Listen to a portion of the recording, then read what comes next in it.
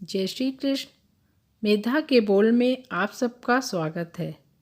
आज हम महायोगी पायलट बाबा द्वारा बताए गए जीवन के आयाम के बारे में जानेंगे। मानव का समस्त ज्ञान अनुभव से उत्पन्न होता है। अनुभव के अतिरिक्त किसी अन्य प्रकार से हम कुछ भी नहीं जान सकते। यही वजह है कि आम जीवन में भी व्यक्ति के अनुभव को वरीयता दी जाती है। विज्ञान भी मानता है कि जगत में किसी भी पदार्थ का नाश नहीं होता। इस प्रकार अभिव्यक्तियों की एक ही श्रृंखला चक्र की भांति बार बार हमारे समक्ष उपस्थित होती रहती है। विविध ब्रह्मांड सूक्ष्मगत रूपों में प्रस्तुत हो रहे हैं, स्थूल रूप में धारण कर रहे हैं, फिर लीन होकर सूक्ष्म भाव में जा रहे हैं।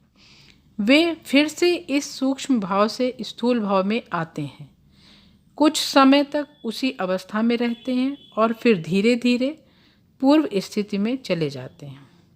जीवन के संबंध में भी यही सत्य है।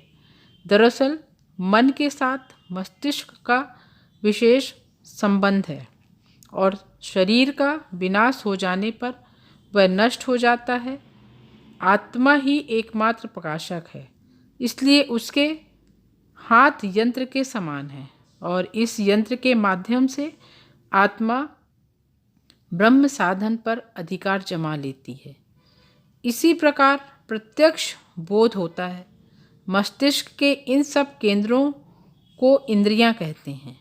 ये इंद्रियां इन यंत्रों को लेकर मन को अर्पित कर देती हैं। इसके बाद मन इन्हें बुद्धि के निकट लाता है।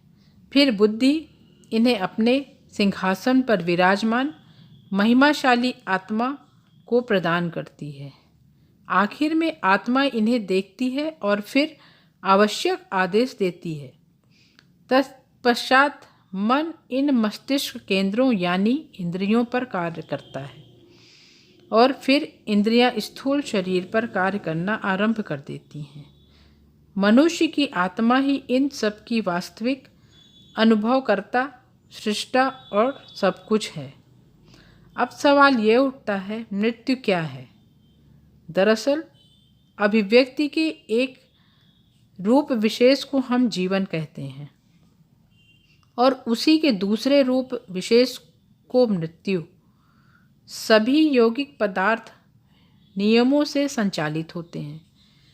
नियम के परे यदि कोई वस्तु हो तो वह कदापि यौगिक नहीं हो सकती। चूँकि मनुष्य की आत्मा कार्य, कारण और वाद से परे है, इसलिए वह यौगिक नहीं है। यह सदा मुक्त है और नियमों के अंतर्गत सभी वस्तुओं का नियमन करती है। उसका कभी विनाश नहीं हो सकता। ऐसा इसलिए क्योंकि विनाश का अर्थ है किसी यौगिक पदार्थ का अपने उपादानों में परिणत हो जाना।